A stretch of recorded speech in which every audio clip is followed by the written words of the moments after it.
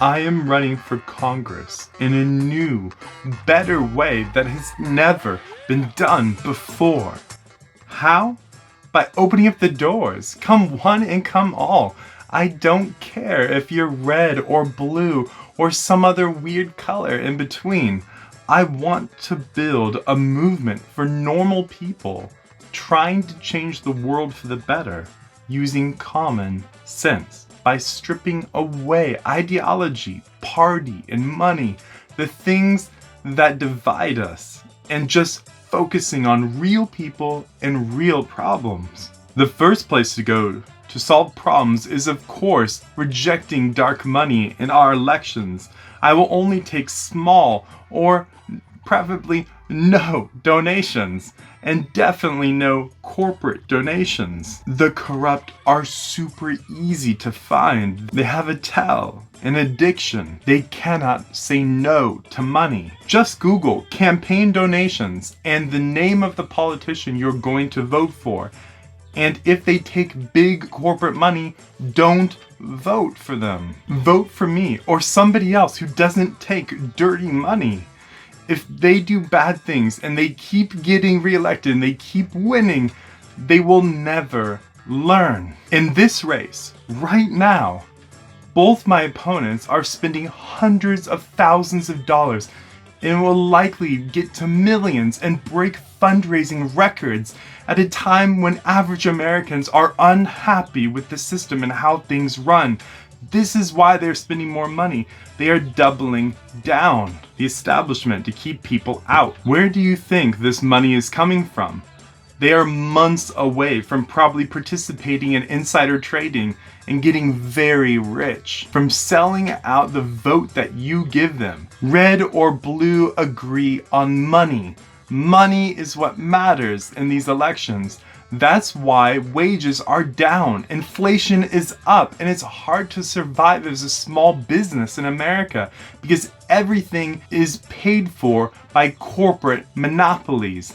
Yes, there are culture wars, there are things we disagree on, but they distract us in the end from the true fact that the rich get richer and the poor get poorer. It is an inescapable reality that we must confront. So that's the first thing I will do to be new in something truly different in politics. The second thing I'll do that's different is I won't play the game. It's true. There are other candidates who don't take dark money, who say that they will take on the corporations and corporate interests in DC, and I respect them for that. But they will never get through their primaries from the DNC or the RNC. That's why I'm running as an independent. I want a chance to actually be on the ballot where voters can decide and not corporations and primaries. The entire system is built to keep out new people and honest people from politics. They do this by making sure we never get to the general election. The DNC and the RNC have one purpose. That is keeping out anyone who doesn't take a bribe. You get Bernied. I know they say there's all this other stuff that they care about, but if you don't believe me, look at every politician in Oregon today, right now, at the federal level. Every single one of them, left and right, take corporate money. That is the true purpose of this game. Built decades ago by big businesses when the majority of politicians openly started taking bribes. Now they shame you behind closed doors if you don't accept bribes. So you cannot be anti-corrupt or anti-establishment and make it through the DNC or RNC. So that's another new approach that I will run as a normal person with no creepy political ties, no party telling me what to do, so I can actually listen to the voters and do what they want. Because I'm independent, I won't get fired by the corporate middlemen who run the DNC and RNC, or my election won't get sabotaged from the inside for doing normal things that normal people want. If you ever see a candidate like the ones running against me with the full weight of the DNC or the RNC behind them, you know they are bought and paid for. There's only one way you get the establishment behind you, and that's by promising never to represent the American people